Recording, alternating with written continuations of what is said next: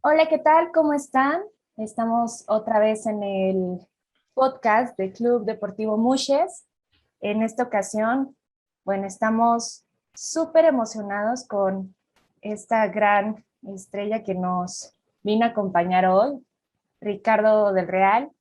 Ricardo, es un honor tenerte con nosotros. Tú sabes que, bueno, eres uno de los pioneros del olimpismo mexicano.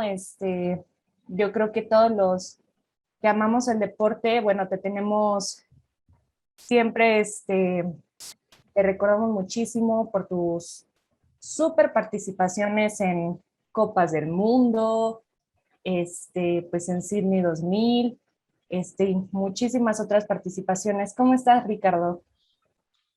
Hola, pues muy contento de estar aquí con ustedes. Gracias por la introducción y sí, bueno, tener esos recuerdos tan bellos cuando estuve en el alto rendimiento es indescriptible.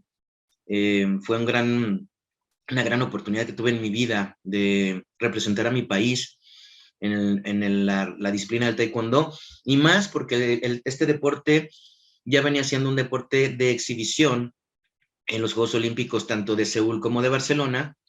Sin embargo, soy parte de la primera generación en los que se compite de manera oficial. A partir de Sydney 2000, el taekwondo entra en el programa oficial de los Juegos Olímpicos y, y vaya, pues estar en esos Juegos fue algo increíble, ¿no? Ahorita que estabas comentando todo eso, me hiciste como que abrir cajones del recuerdo y sensaciones increíbles, ¿no? Por estar representando a mi país.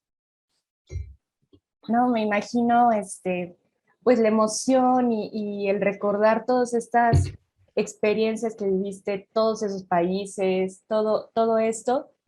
Pero como tú me dices ahorita que el taekwondo pues era un deporte de exhibición, etcétera, ¿cómo llegaste a este deporte? ¿Cómo fue que llegué?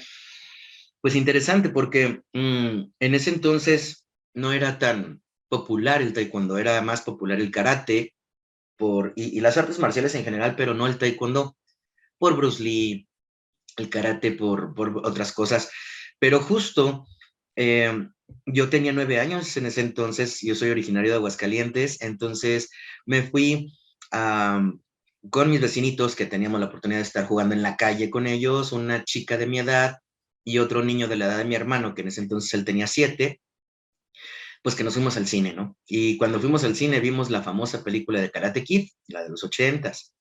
Y claro que yo me enamoré del Daniel-san, ¿no? Yo quería ser Daniel-san.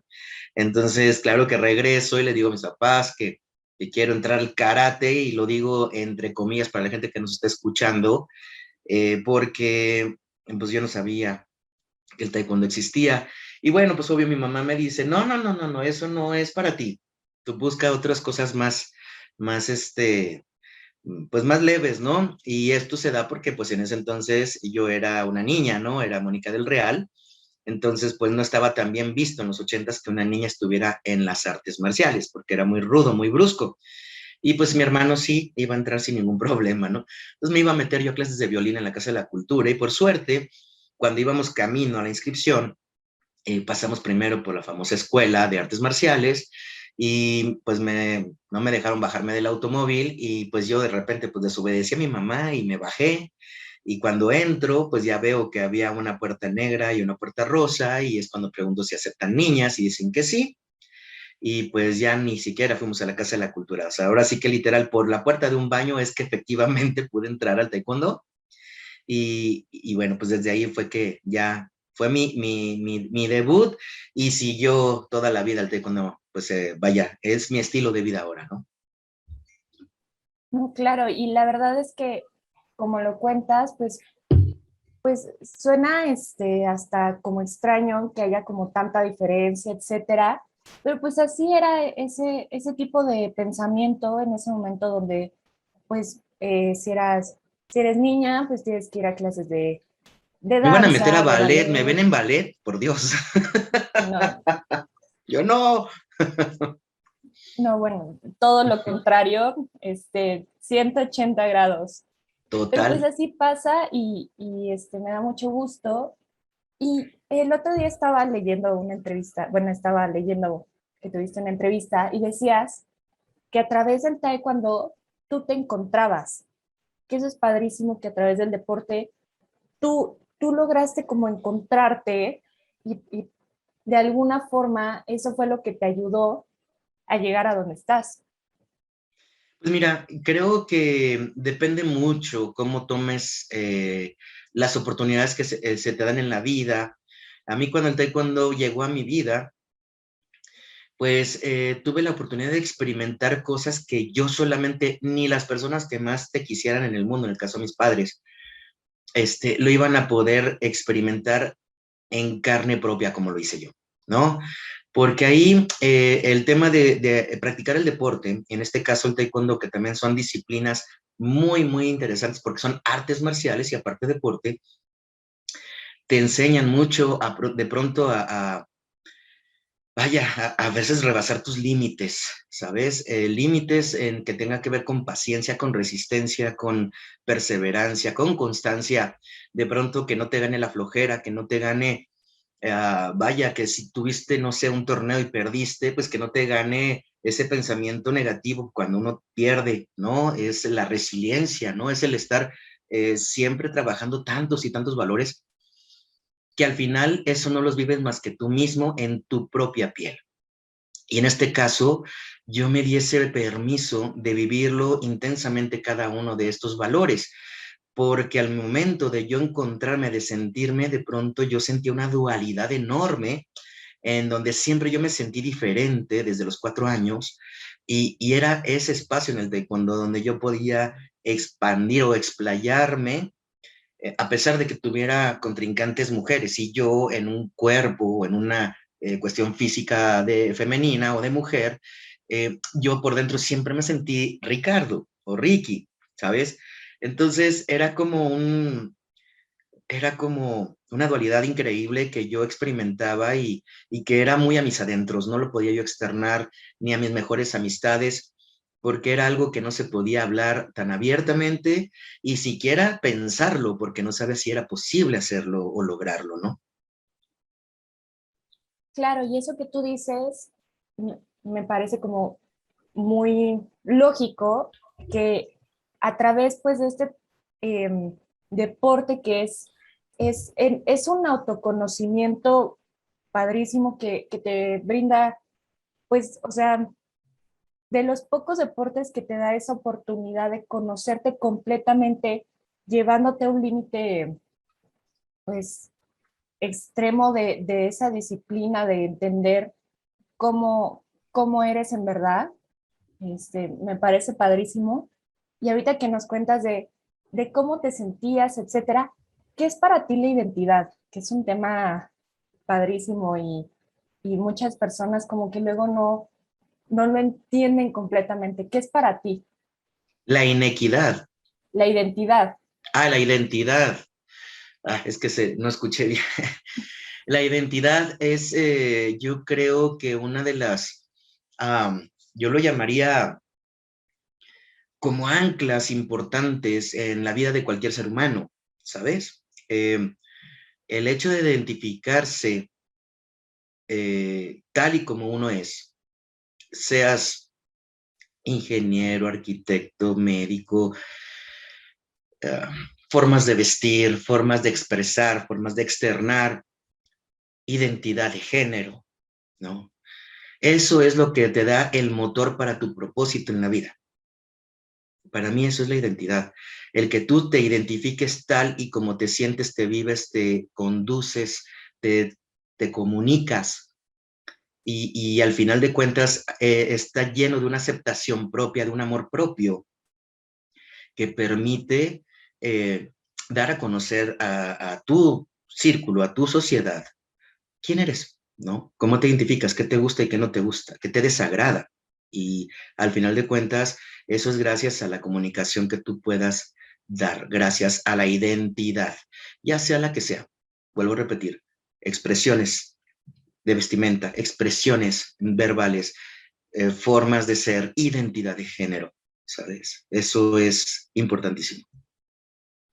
Completamente. Y yo creo que muchas veces lo que nos pasa es que un concepto tan grande y tan complejo que pues define a una persona, a veces lo dejamos en un término como muy superficial y muy básico, que la verdad es que me parece que nos falta mucho más entendimiento de lo que es en verdad la identidad.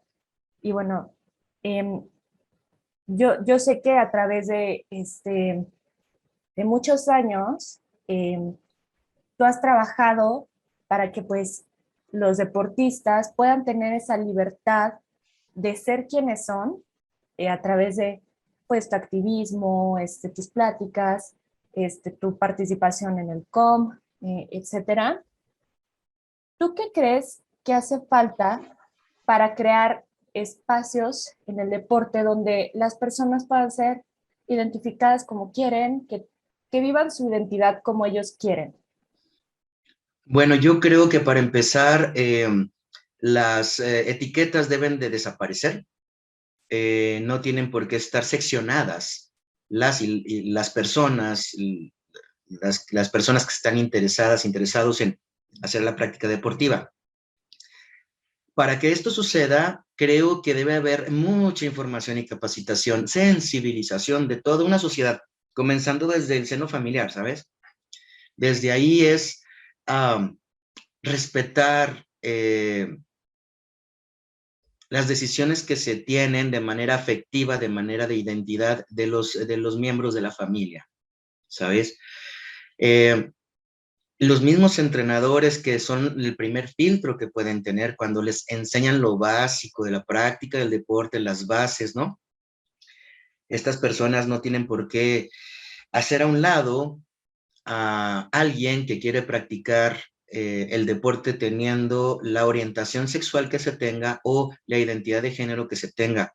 El deporte al final de cuentas es un derecho humano. Ajá. Y aquí lo que nos falta es nada más realmente sensibilizar y capacitar bien a las personas, que son los primeros filtros, pero comenzando desde el seno familiar, porque desde ahí creo que viene todo. Eh, siempre que se da la oportunidad, Ivana, amigos, que tengo la oportunidad de dar algún mensaje, yo no les voy a venir a dar clases de sexualidad porque pues sexólogo no lo soy, pero sí les puedo decir que puedo estar presente en diferentes ventanas, escenarios, momentos, para poder representar a toda una comunidad y simplemente hacerles ver que no pasa absolutamente nada. Soy un ser humano común, soy un ser humano como todas y todos, que quiere disfrutar, que quiere generar recursos, que quiere dar mensajes y que quiere sensibilizar a toda una sociedad para que efectivamente lo que impere es el respeto, ¿no? Y en este aspecto, yo como parte de un Comité Olímpico Mexicano, del cual soy miembro permanente, eh, es trabajar mucho, mucho, es trabajar con federaciones, es trabajar con las internacionales, a estar dando testimonios, sensaciones, para que la verdad las personas del deporte, tanto nacional como internacional, puedan comprender la importancia de llegar, que una persona agarre y señale a otra diciendo estás fuera, no eres bien recibido o recibida, tú no perteneces al gremio deportivo. ¿Por qué? Porque eres diferente a lo normal, y lo digo de manera de entre comillas, que es una tontería. Creo yo que nadie tenemos por qué juzgar o clasificar qué es lo normal y qué no es lo normal. Eh, y para eso, pues, estamos un grupo de personas, tanto a nivel nacional como internacional, trabajando, estando presentes en eventos, en escenarios, en foros, para que efectivamente esto se llegue a un respeto y una sensibilización de tal suerte de que entiendan que están tratando con seres humanos, no con otra raza. Y que todos, vuelvo a repetir, tenemos el derecho, libre derecho, de practicar un deporte y, ¿por qué no, algún día representar nuestro país gracias al deporte que practicamos, ¿no? Totalmente. Y Y eso que dices me parece totalmente lógico porque al final del día o sea, la filosofía del deporte es que las personas a través de él mejoren, se sientan ellos mismos y yo creo que sí debería de utilizarse como una herramienta más para dejar que las personas se entiendan, se conozcan y se respeten mutuamente. Yo nada más que me gustaría agregar un poco, mira, algo del cual yo estoy tan enamorado del movimiento olímpico, Ivana, es que el movimiento olímpico hace cosas que ningún presidente, o aunque sea el más poderoso del mundo, ha logrado hacer, es unir a todas esas naciones que, por ejemplo, están en guerra, ¿no? Y se unen en un mismo estadio, inclusive se unen en una competencia, inclusive se unen en un desfile, tal caso fue la Corea del Norte con Corea del Sur, cuando entran al Estadio Olímpico en Sydney, justo 2000, eh, se empiezan a borrar esas cosas de que si yo soy de tal religión, es que no está bien visto que una mujer practique deporte. Bueno, pues ahí también el deporte lo exige, tienes que traer mujeres, y se están trayendo mujeres de todos lados. O sea, es que une, el deporte es un idioma universal en donde hermana muchísimo, se ponen en una tregua, ¿no? Aquí nada más el tema es, para llegar a ese momento, de qué manera se puede hacer una tregua. Es una fiesta hacer deporte, es un goce hacer deporte. Entonces, como bien lo comentas, es un vehículo importante para, número uno, la salud de las personas, donde pueden bajar la delincuencia, donde puede ser no curativa, sino preventiva la salud, donde puedes tener una sociedad más activa, en donde puedes tener una sociedad más tranquila, porque el deporte te crea endorfinas que te permiten tener pues hormonas más, pues donde te relajan un poco, no te estresan tanto, sacas mucho estrés, no lo sé. Tiene muchas, muchas ventajas hacer deporte, pero pues sí, necesitamos ayudar a que todos y todas puedan practicarlo, ¿no? Completamente, en este momento me dejaste completamente impactada porque estoy completamente de acuerdo contigo. Yo creo que muchas personas no se han dado cuenta del poder que tiene el deporte y lo importante que es entender ese poder que tiene y Así es. utilizarlo de la manera que tú lo estás haciendo, que es hacer que no solo las personas, pues, a través de él tengan mejor salud, etcétera, sino que más bien lo utilicen para comprender a las demás personas, para ser eh, más respetuosos, para muchísimas cosas más que muchas veces se nos olvida lo importante que es esto, o sea, y lo fácil que podría ser el mundo si en serio cada uno ve este tipo de cosas y ve lo sencillo que es. Yo creo que muchas veces nos complicamos demasiado, pero es tan sencillo como tú lo estás explicando. Totalmente. Es por eso a mí, te digo, el movimiento olímpico, por eso me enamora, me emociona, me apasiona, porque ves cada historia, ¿no? Y yo creo que, bueno, pues digo, en el tema de la diversidad, de la comunidad LGBTIQ+, para la inclusión, para la um, aceptación, que al final de cuentas yo les he de decir, el deporte siempre ha tenido representantes de la comunidad LGBTIQ+. La diferencia es que quizás muchos no lo dicen a las cuatro vientos, ¿no? Hay otros que dicen, yo quiero vivir, mi sexualidad es una cosa y el deporte es otra, y eso es sumamente respetuoso, ¿no? Es respetable. Hay otros que definitivamente lo hacen por temor a que efectivamente puedan, por el hecho de abrirse, haya ahí pues un conflicto en el tema de los patrocinios y todo eso, porque ha habido casos, entonces prefieren mejor mantenerlo como en privado, que también es sumamente respetable, es parte de la estrategia. En fin, hay otros que sí se han abierto totalmente y eso es algo buenísimo. Yo estoy convencido de que la gente se tiene que abrir porque es como hablar y dicen, pero ¿dónde están que no los veo? ¿Por qué dices que hay si no los veo? Entonces, siempre cuando un hermano, una hermana de la comunidad se abre, no importando de cuál país, eh, es algo que ayuda muchísimo, muchísimo, porque da visibilidad y al final de cuentas da, pues vuelvo a repetir, da mensajes donde diciendo, hey, aquí estamos y por favor, no es de que distingan, simplemente es que somos parte todo de una comunidad olímpica que buscamos el mismo sueño como el de todos, ¿no? Tener la posibilidad de representar a nuestro país y, ¿por qué no? Si soy competitivo y tengo todo para hacerlo, ¿por qué no buscar una medalla olímpica, ¿no? Entonces, eso es lo bonito del movimiento, nada más que, por ejemplo, ahora en Tokio, que se dio una visibilidad tremenda, en donde fue un acoso impresionante con Laura Hobart. Ella es de halterofilia o levantamiento de pesas, si lo conocen así, este deporte.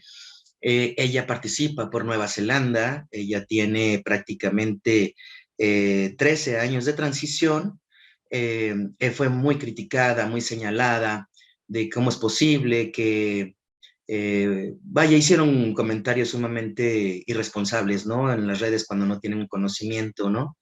Al final de cuentas, yo lo que puedo decir que cuando el deporte a nivel internacional entra el tema de la comunidad trans, pues sí, quizás pueda ser un poquito más cuestionable porque es un medio que no se conoce aún. Creo yo que hay muchas cuestiones que se tienen que investigar. Yo sí soy a favor de que haya una investigación científica, médica, en todos los aspectos, porque al final de cuentas yo lo que les puedo decir, que si un hermano o una hermana trans entra dentro de un equipo olímpico internacional o un, perdón, o un equipo mundial de su disciplina y pasa todos los filtros del dopaje, es porque está en igualdad de circunstancias que las otras personas. Es decir, se cuidó de tal suerte que hizo su transición, su cambio, su reemplazo hormonal de manera adecuada, ya está a la par de una mujer cisgénero, ya está a la par de un hombre cisgénero. Entonces, no hay ventaja. No hay más testosterona que una mujer cisgénero. No hay más otra hormona que pueda tener alguna hombre o mujer cisgénero, ¿sabes? Cuando esto se da, pues entonces van a decir que es que está grandota. Bueno, pues sí, también hay basquetbolistas enormes, hay chinas enormes, y no dicen nada, ¿no? Es que porque tiene brazos grandes, también Michael Phelps tenía los brazos sumamente más largos que los del promedio, ya por eso también los van a criticar. O sea, cuando eres alguien extraordinario, siempre vas a estar en medio de crítica, pero estoy convencido de que si tú pasas todos los filtros y no estás haciendo trampa, te estás sometiendo a controles de dopaje, los pasas, al igual que todas y todos los que están inmersos en este evento, y los pasas, pues no tienen por qué decirte, no tienen por qué decirte no, no compites, ¿no?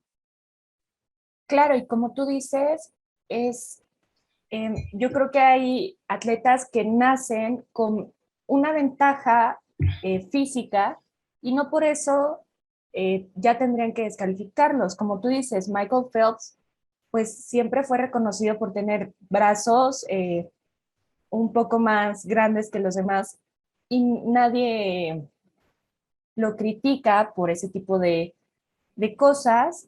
Entonces yo creo que también, como tú dices, falta mucha información. eh, Muchas personas eh, no se han dado el tiempo de en serio investigar y tomarse esos, ese tiempo para entender pues la situación, porque es muy sencillo, como tú dices, hablar, pero sí falta mucho entendimiento de este tema y yo creo que en el momento que las personas se den cuenta pues de la situación, de que no hay ningún tipo de ventaja, porque al final de cuentas, pues el Comité Olímpico pues tiene reglas, tiene protocolos que al final de cuentas se tienen que seguir para que una persona pueda competir.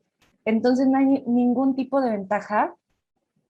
Y bueno, espero que en los próximos años se tenga mucha más información, se tenga mucho más este, conocimiento y seamos personas mucho más abiertas para escuchar, porque yo creo que eso es lo que nos falta, escuchar a las personas que tienen ese conocimiento, que han vivido ese tipo de experiencias y aprender de ellos más bien.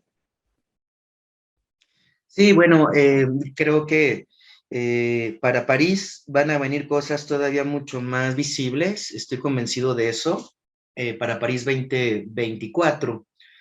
Um, Hay un precedente fuerte que deja Tokio, va para París, y al final de cuentas los Juegos Olímpicos son pues un evento el más visto al nivel mundial, ni en la Copa del Mundo de Fútbol, ni en el certamen de Miss Universo, no. Los Juegos Olímpicos es el evento internacional más visto de todo el mundo, porque aquí estás involucrando 206 países. De esos 206 países, pues cada uno de los deportistas y sus equipos multidisciplinarios tienen familia y los ven, ¿sabes? O sea, es un mundo de personas, millones de personas que ven estos. Y cuando son las inauguraciones, cuando de pronto incluyen algún deporte que debuta en los juegos, cuando viene el tema cultural de la ciudad, qué es lo que deja esta ciudad como mensaje al mundo, cómo es que se presenta. Todo eso son momentos importantísimos de visibilidad televisiva, mediática, para precisamente dar mensajes poderosos al mundo, ¿no? Por ejemplo, algo que me encantó mucho de estos Juegos de Tokio fue que se buscó mucho la equidad de género, ¿verdad? Y en este caso de la equidad es que estás hablando de que ahora los países no podían ir con un solo abanderado o abanderada, tenían que ir con dos, un hombre y una mujer, porque al final de cuentas estaban hablando muy temas binarios, claro, pero tenía que ir un hombre y una mujer con la bandera al frente de toda una delegación. Hubo algunos países que no lo hicieron, pero la gran mayoría lo logró. Entonces, se estaba buscando mucho la equidad de género, se estaba buscando también mucho la inclusión, ¿no? Muchas cosas, que eso fue del mensaje que dejó Tokio a estos Juegos. A ver, ahora París, ¿qué es lo que va a decir? Sí, como tú dices, pues yo creo que hubieron muchísimos cambios en Tokio. Yo creo que de Río para acá hubo un cambio de 180 grados en cuestión de visibilidad y de mediáticamente hablando. Y como dices en París, pues vamos a ver qué pasa, pero yo te voy a hablar de mucho más tiempo. ¿Cómo crees que sería en Los Ángeles? ¿Cómo ves el deporte? ¿Cómo ves la visibilidad? ¿Cómo ves este, todo este movimiento en Los Ángeles? ¿Cómo crees que sea? Muy buena pregunta, Ivana, porque al final de cuentas, eh, estos Juegos de Tokio, yo lo creo que esta es una brecha, es un parteaguas del olimpismo moderno o postmoderno, como lo quieran ver, porque recuerden que venimos de pandemia y cómo es que se vivieron las cosas. Fueron cambios drásticos de cómo se vivieron, cómo se llevaron a cabo esos Juegos Olímpicos. Esperamos en París, pues ya esté más relajado todo, pero para Los Ángeles yo considero que para Los Ángeles ya va a estar todo mucho más relajado, ya está toda la pandemia vencida, etcétera. Y estoy convencido de que Los Ángeles va a dar un mensaje todavía mucho más fuerte de la variedad y el universo que somos practicando deportes, porque no todos los deportes se practican en lo físico, también en lo mental. Van a estar incluyendo los videojuegos, por ejemplo, los van a hacer, se está hablando mucho de que los van a hacer un deporte olímpico, yo no lo entiendo porque yo soy más de físico, ¿no? El breakdance lo va a entrar probablemente en París, que es lo más seguro. Eh, Van a estar incluyendo deportes más urbanos, más al alcance de la gente, no quizás deportes que no es tan sencillo. No todo el mundo tiene un caballo para hacer salto ecuestre, no todo el mundo tiene un bote para estar compitiendo en vela o en remo o en canotaje, ¿no? Sino algo como más accesible a la humanidad. Entonces, vaya, que tienen los de los juegos electrónicos, los e-games, creo que se llaman, andan con unas ligas a nivel internacional increíbles, súper organizados, etcétera, y es de mucha estrategia y yo lo vería como un ajedrez electrónico, virtual, ¿no? Se le podría decir.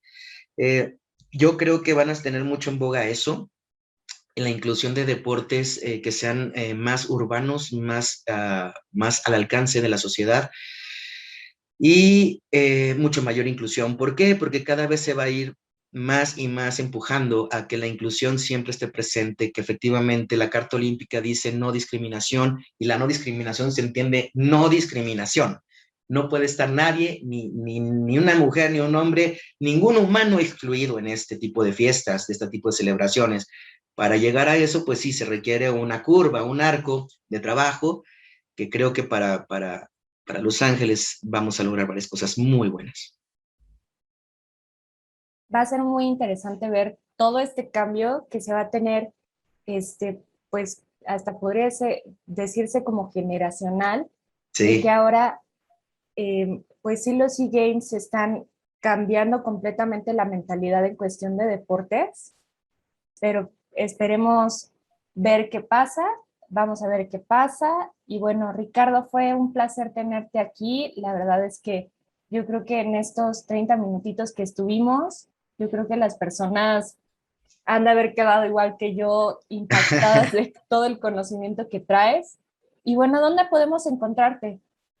claro que sí, me pueden encontrar en mis redes en el Instagram como Ricky del Real Oli con Y al final, Oli. Um, y en Twitter también me encuentran igual como en Facebook, así es que ahí está sencillo, Ricky del Real Oli. Por otro lado, nada más déjame hago un pequeño comercial. Me gustaría muchísimo que vieran una serie del cual yo me estrené como actor en La Venganza de las Juanas, ahí en Netflix, así es que véanla, es una excelente oportunidad para que puedan comprender el tema de la visibilización de la comunidad LGBTIQ+, ahí se habla de varios temas, así es que, y se habla bien, bien escrito, bien hablado, así es que les invito a que vean la serie y bueno, ya me darán sus comentarios. Bueno, ya nos dejaste una tarilla por ahí, entonces pues ya nos toca ver el fin La de Venganza de las semana. Juanas. El fin de semana nos las tendremos que echar en Netflix. Y bueno, Sí. Ricardo, te agradecemos muchísimo. Bueno, esperemos tenerte aquí otra vez en poquito tiempo. No, hombre, al contrario, gracias a ustedes y pues encantado por la entrevista y espero les sirva esta información. Claro que sí.